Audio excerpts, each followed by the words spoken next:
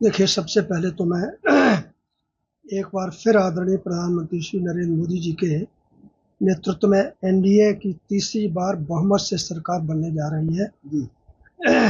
इसके लिए मेरी ओर से और जनता जनार्दन की ओर से आदरणीय प्रधानमंत्री श्री नरेंद्र मोदी जी का हार्दिक अभिनंदन। और ये गारंटी है कि आदरणीय मोदी जी के नेतृत्व में देश विकसित भारत के सपने को साकार करने में कामयाब होगा। यह मोदी जी की गारंटी है और ये हम पूर्ण करके रहेंगे। चुनाव के दौरान मेरा तो लंबे अरसे से स्वास्थ्य ठीक नहीं चल रहा था, इसलिए मैं प्रवास पर तो ज़्यादा नहीं गया, लेकिन इस जीत की खुशी में भी हम सरकार बनाने जा रहे हैं।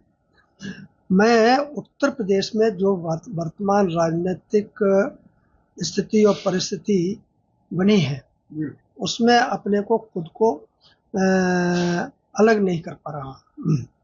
मैं खुद बहुत आहत अपने को महसूस कर रहा हूँ कि हमारी पार्टी, जिसको कम से कम कायदे से 75 सीट जीतने चाहिए थे, आदरणीय प्रधानमंत्री जी ने 80 सीटें जीतने का और शीर्ष नेतृत्व ने आह्वान किया था, तो आखिर कहाँ चूक हो गई, इस पर हमारे शीर्ष नेतृत्व को चिंता करने की आवश्यकता है।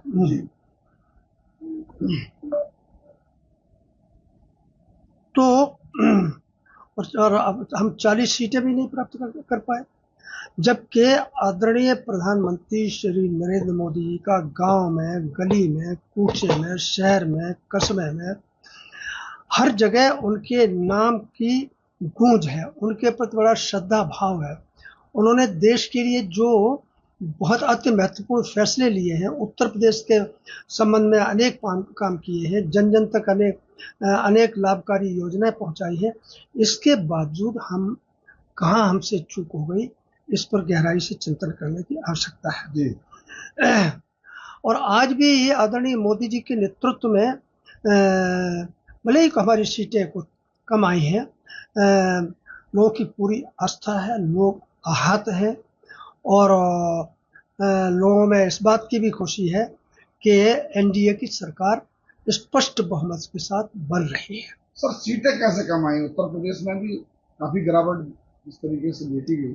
उम्मीद 80 में से 80 की बात कर रहे थे, उधर 400 की भी बात कर रहे थे, सीटें कैसे कम हो गई?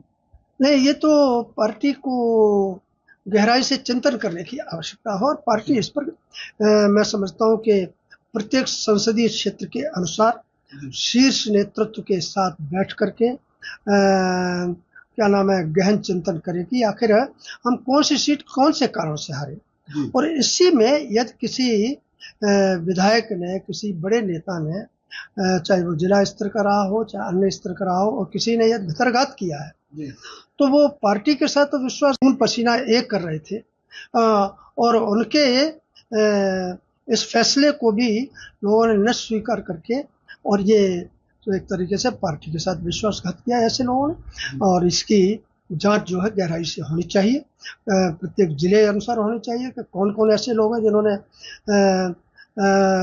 पार्टी के नेतृत्व के खिलाफ, हमारे पार्टी के कैंडिडेट के खिलाफ अपनी भूमिका निभाई है। तो सिंह जी, क्या ये पार्टी का विरोध किया है जो पदाधिकारी है, जो भी आप बता रहे हैं विधायक, या प्रत्याशी का विरोध हुआ है? ये इतना बड़ा देखिए, ये देश का बच्चा बच्चा जानता है, प्रदेश का बच्चा बच्चा जानता है, पार्टी से किसी का विरोध नहीं था, आदरणीय मोदी जी से किसी का विरोध नहीं था, क्योंकि जिस तरीके से बड़ी संख्या में गरीबों को राशन दिए हैं, मकान दिए हैं, अन्य सुविधाएं दी हैं, विकास के कार्य हुए हैं, अभूतपूर्व काम हुआ है, तो मोदी जी की तो हर व्यक्ति जो है आज भी प्रशंसा कर रहा है।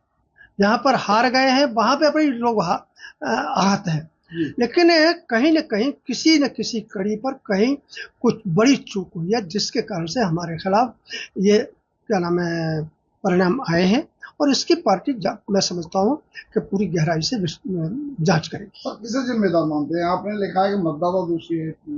नहीं, मैंने मतदाता दोषी नहीं है, मैंने ये कहा है, सुनिए, कि क्या प्रत्याशी के व्यवहार के कारण से किसी में असंतोष है या कार्यकर्ता उसके लिए जिम्मेदार है या मतदाता दोषी है, ये जांच का विषय है।